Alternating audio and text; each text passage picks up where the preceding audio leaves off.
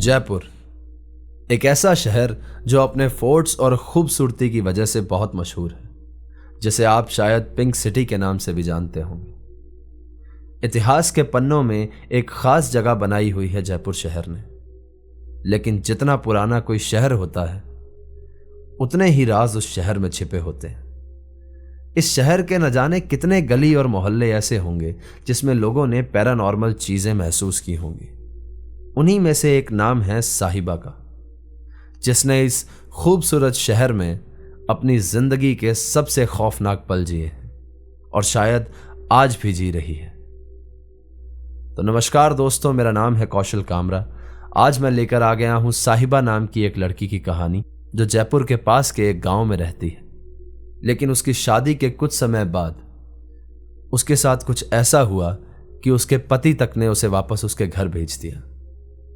ऐसा क्या हुआ होगा उसके साथ कि जिस लड़के से वो बचपन से प्यार करती आई है, उस लड़के तक ने उसको छोड़ दिया।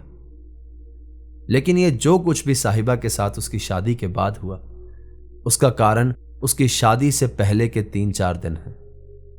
एक दिन ब्यूटी पार्लर से वापस घर लौटते हुए साहिबा ने चौराहे पर एक एंटिटी को देखा और साहिबा ने गलती ये की कि साहिबा ने उसको मुड़कर देख लिया।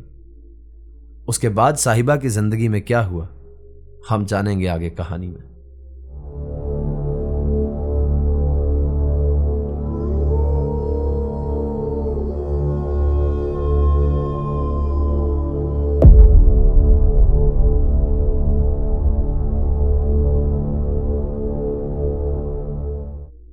साहिबा जयपुर के पास के इलाके में रहने वाली एक खुश मिजाज लड़की है। साहिबा कुल 5 भाई बहन हैं। साहिबा के पिताजी ऑपरेशन के इक्विपमेंट्स का काम करते हैं। साहिबा अपने पूरे घर में सबसे लाडली है, क्योंकि वो सबसे छोटी है। उसकी उम्र करीब 19 साल के आसपास होगी। साहिबा की जिद के आगे उसके घर में सभी घुटने टेक देते थे, पर एक शख्स ऐसा भी था जिसे साहिबा बहुत ज्यादा पसंद करती थी। वो शख्स था साहिबा के मामा जी का लड़का। दोनों की बचपन से काफी अच्छी दोस्ती थी, पर जैसे जैसे वो बड़े हुए, कैसे ये दोस्ती प्यार में बदल गई, इस बात का अंदाजा किसी को नहीं हुआ। जब उन्होंने ये बात घर पे बताई तो साहिबा के पापा को ये बात बिल्कुल बर्दाश्त नहीं हुई। वो इस बात से बिल्कुल नाखुश थे। दरअसल वो रिश्तेदारी में अपनी बेटी का निकाह कराने की बात से एकदम खिलाफ थे, पर क्योंकि वो अपनी बेटी साहिबा से बहुत प्यार करते थे, तो आखिरकार उसकी जिद के आगे उन्होंने घुटने टेक दिए और इस रिश्ते के लिए हाँ कर दी। अब घर में शादी की तैयारियां शुरू हो चुकी थी। शादी से 2 दिन पहले साहिबा ब्यूटी पार्लर जाती है मेहंदी लगवाने के लिए। साहिबा जब मेहंदी लगवाकर वापस लौट रही थी तो उसने रास्ते में एक चौराहे पर एक काले कपड़े पहने हुए एक सायानुमा एंटिटी को देखा। साहिबा ने उसे इग्नोर किया और आगे बढ़ गई। अब धीरे धीरे जैसे जैसे साहिबा घर के पास बढ़ी तो उसे ऐसे लगा कि जैसे उसका कोई पीछा कर रहा हो। साहिबा ने 2-3 बार पीछे मुड़कर भी देखा, लेकिन पीछे कोई भी नहीं था।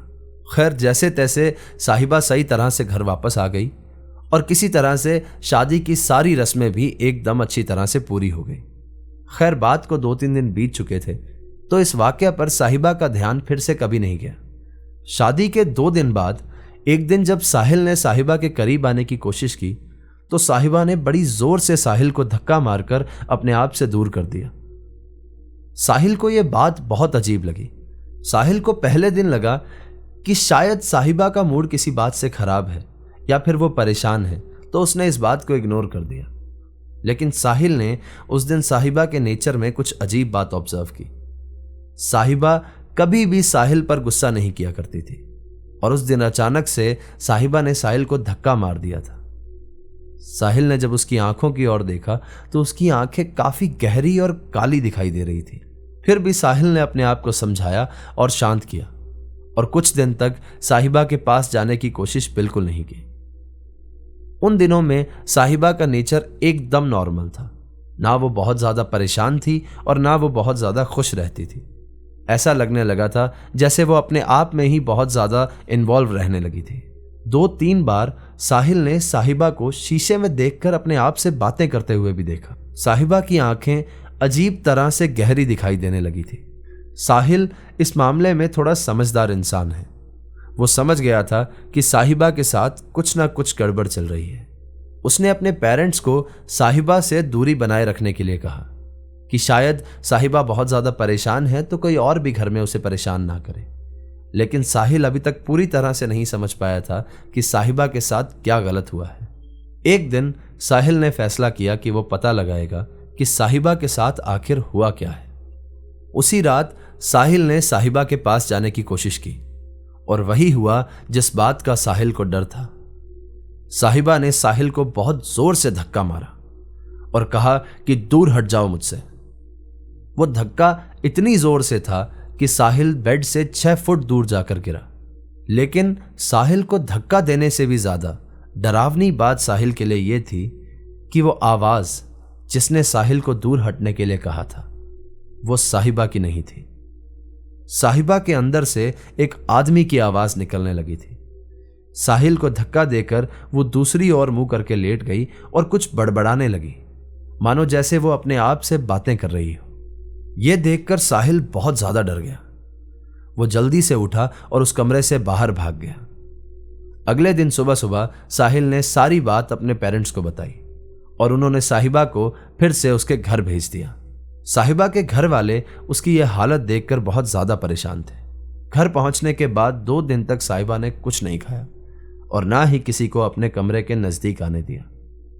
जैसे ही कोई उसके कमरे के नजदीक जाता, साहिबा उस पर बहुत जोर से चिल्ला देती और गेट बंद कर लेती। साहिबा के पापा के बड़े भाई यानी उसके ताऊ जी एक काजी थे और वो लोग उनके परिवार में उनके साथ ही रहते थे। लेकिन उन दिनों वो किसी काम से बाहर गए हुए थे। पर जैसे ही वो वापस घर पे लौटे और उन्हें साहिबा की इस हालत के बारे में मालूम हुआ तो उन्होंने तुरंत साहिबा से मिलना सही समझा। साहिबा को देखते ही वो ये बात समझ चुके थे कि साहिबा पजेस हो चुकी है। उन्होंने तुरंत कुछ चांटिंग शुरू की और वो पढ़ने के बाद साहिबा बहुत अजीब तरह से तड़पने लगी थी। थोड़ी देर के बाद साहिबा नहीं थी। अब उसके अंदर से वो एंटिटी बात कर रही थी जिसने साहिबा के शरीर पर कब्जा कर रखा था। काजी साहब ने उससे पूछा कि वो कौन है और क्या चाहता था, और फिर उसने जो बात बताई वो सुनकर आपके पैरों तले जमीन खिसक जाएगी। उसने बताया कि वो एक जिन है और वो तब से साहिबा के साथ है जब से उसने साहिबा को देखा था और साहिबा ने उस चौराहे पर उसको मुड़कर देखा था। जिन ने बताया कि साहिबा के बेहद खूबसूरत होने की वजह से उसका साहिबा पर दिल आ गया था और साहिबा ने भी उसको मुड़कर देखा। उस दिन के बाद से वो जिन साहिबा के साथ था। जब काजी साहब ने उससे पूछा कि उन्हें क्या करना होगा कि वो जिन्नात साहिबा का पीछा छोड़ दें, तो उसने जो बात बताई उससे उसके पूरे परिवार में दहशत फैल गई। जिन ने उनसे बताया कि जब साहिबा अपने निकाह पर कलमा पढ़ रही थी तो वो जिन भी उस समय साहिबा के साथ था और उस जिन ने साहिबा के साथ कलमा पढ़ लिया था।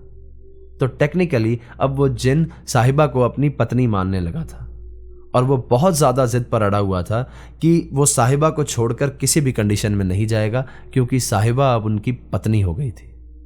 काजी साहब ने जिन से बहुत देर तक रिक्वेस्ट की और कहा कि साहिबा अभी बच्ची है और उसे छोड़ दें, लेकिन जिन अपनी जिद पर अड़ा हुआ था और वो मान चुका था कि साहिबा ने उसके साथ कलमा पढ़ा है और वो उसकी पत्नी है। अब काजी साहब फिर से उस जिन को साहिबा के शरीर से निकालने के लिए कुछ पढ़ने लगे और उन्होंने सोचा कि अपने खुदा के दम पे ही अब वो उस जिन को साहिबा के शरीर से बाहर निकाल देंगे। जब काजी साहब बहुत ज़्यादा कोशिश करने लगे तो अचानक से साहिबा के शरीर से वो जिन बाहर निकल गया और जैसे ही उसने साहिबा के शरीर को छोड़ा, उस घर में काजी साहब की एक 8 साल की पोती रहती थी। वो जिन उस बच्ची पर हावी हो गया। उस जिन ने कहा कि अगर वो उसे उसकी पत्नी से अलग करने की कोशिश करेंगे तो वो उस बच्ची पर हमेशा हमेशा के लिए हावी हो जाएगा और अंत में उस बच्ची को जान से मार देगा। और कुछ ही देर बाद वो फिर से साहिबा के शरीर में आ गया और उस पर हावी हो गया। अब काजी साहब समझ चुके थे कि इस जिन से लड़ना उनके अकेले की बस की बात नहीं। वो तुरंत मस्जिद गए और उन्होंने वहां के एक मौलवी साहब को ये सारी बात बताई। उन मौलवी साहब ने 4 काजियों को उनके घर पर भेजा।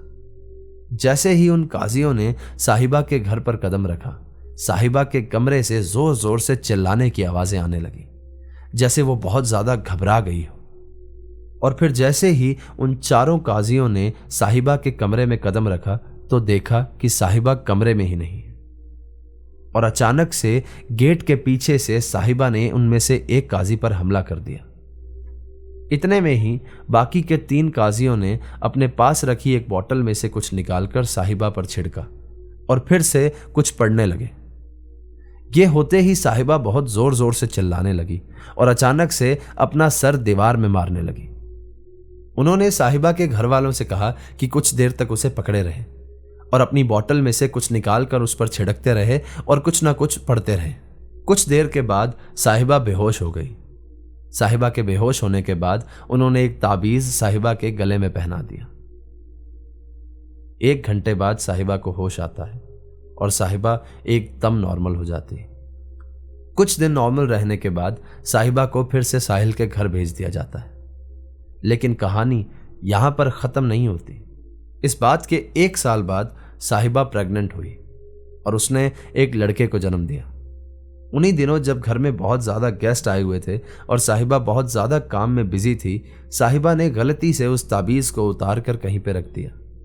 उस रात जब साहिल वापस घर लौटा तो उसने देखा कि साहिबा की आंखें फिर से उसी तरह गहरी और काली लग रही थी।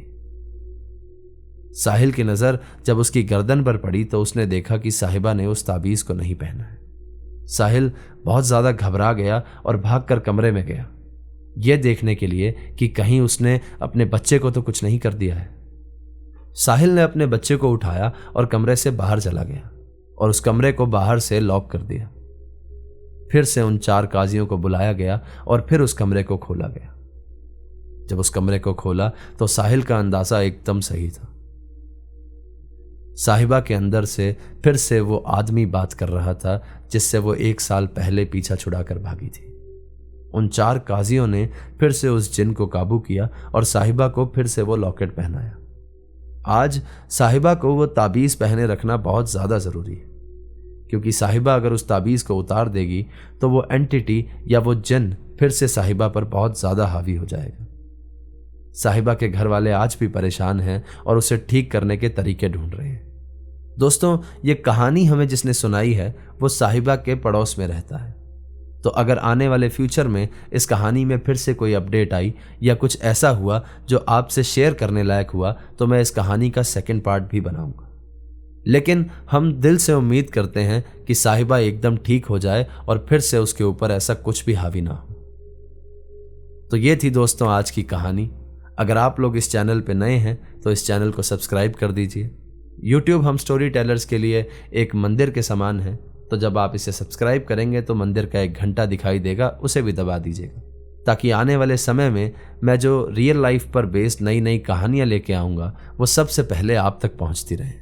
कहानी अच्छी लगी हो तो अपने कमज़ोर दिल वाले दोस्तों के साथ कहानी को ज़रूर शेयर करिए।